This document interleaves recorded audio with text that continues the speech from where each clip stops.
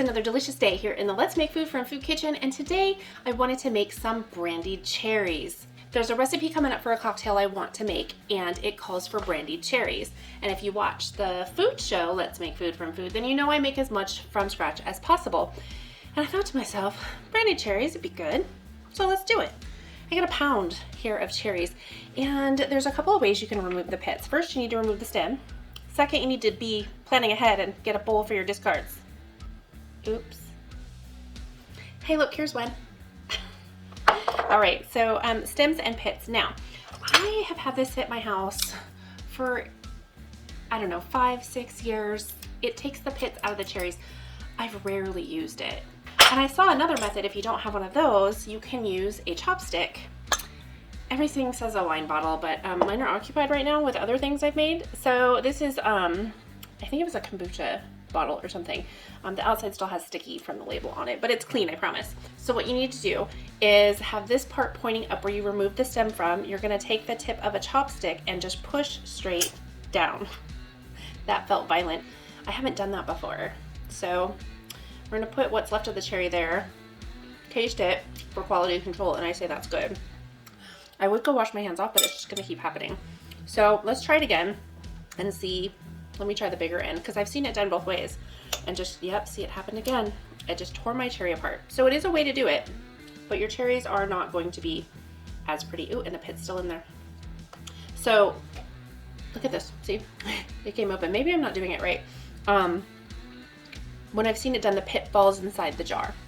So let's move on from that and try this. I only used it a couple of times and I didn't like it. So we're gonna try it again and see if maybe I can employ a better way. Oh, yeah, there we go.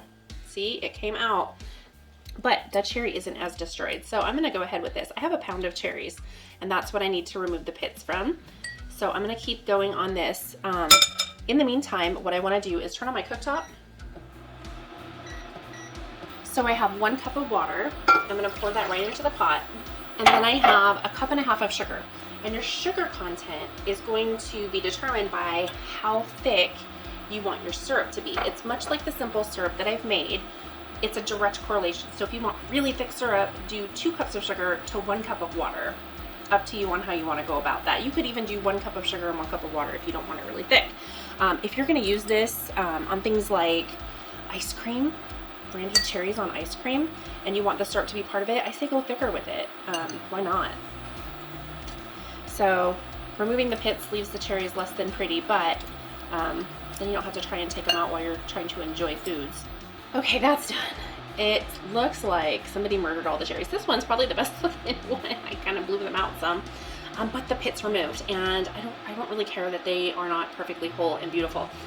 The taste is what I'm going for here, and they're good cherries already. So this is ready to go. What I want to do is take my 1 pound of pitted cherries and put them in here, and I'm going to set a timer for 2 minutes. That's it. I'm going to get some brandy. Ooh. This is a California brandy. I talked to the gentleman at my favorite liquor store, that's Corvus in Hendersonville.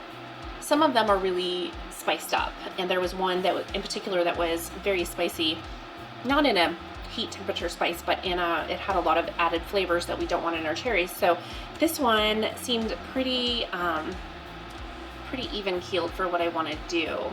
And what is this the one? Oh, juicy apples and a nutty vanilla finish. So we're going to add to that. I'm going to go ahead and pour this in here. There's 1 minute left, so I went ahead and poured that in there with the 1 minute left. I'm not boiling it. I just wanted the temperature on for a minute. So now that that's done, I'm gonna go ahead and turn that off. And I have 1 vanilla bean left, which is perfect for this. And I am just going to, yep, take it. This is vanilla beans that I use to do my extracts. I don't know why I couldn't say the word extracts for a second there. And I just want to split it down the middle. It's dried out a little. I've had it for a little while. It'll still flavor though. So I'm just splitting it some, and I'm gonna put it right here in this jar. I'm just gonna give this one more stir, and hopefully I can find my funnel to get all of this in here. Well, it seems I can't find my funnel, and that's okay. I'll make it work. So I'm just gonna pour everything in here, and I might, oh, nope, that's gonna be too messy. So let's put it in the bowl. I'm gonna pour it in the bowl first. There we go. Oof, smells like cherries and brandy. I'm gonna have to rinse the straw if it's already sticky. Put all of my cherries in here. Like I said, you can split this up between 2 jars if you'd like. I'm just gonna stick to the one if I can. It looks like it'll all fit in there. Now, if you'd like to have more liquid for topping things with, by all means, split this into 2 and have more liquid. So I'm gonna go ahead and close this up after I wipe off my rim. And then I'm gonna rinse off the outside of my jar, and I'm gonna stick it in the fridge. And I'm just gonna put a label on it and not touch it for 6 weeks, except to maybe go in once in a while and oof, that lid's like, hello heat. But I'm gonna let it cool first before I do that. So I'm gonna rinse it off, let it cool, I'll put it in the fridge, put a label on it. We'll see this back in 6 weeks.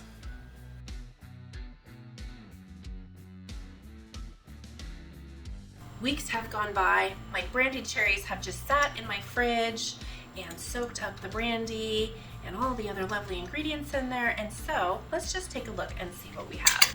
This is what our brandied cherry looks like. Finished product. It smells like brandy for sure. That's delicious. And here's why I'm surprised. I have never liked candied cherries. And I thought to myself, you know, homemade's always better. And so I went ahead, I did it, I was skeptical. It's delicious. Again, night and day. Make it yourself, you won't regret it. So good. These are gonna go into a cocktail in amaretto sour, rather than using a maraschino cherry, candied cherry. In that direction, I'm going to do the brandied cherry. It's gonna be delicious. This would go great on some ice cream, some grown-up ice cream. I would say get a vanilla ice cream, like vanilla bean, and take a little bit of the syrup and spoon some on there and a couple of cherries, or chop those cherries up. It'd be delicious, I promise. It'd be so good. Okay, from my kitchen to yours, let's make food from food. That's one boy puppy.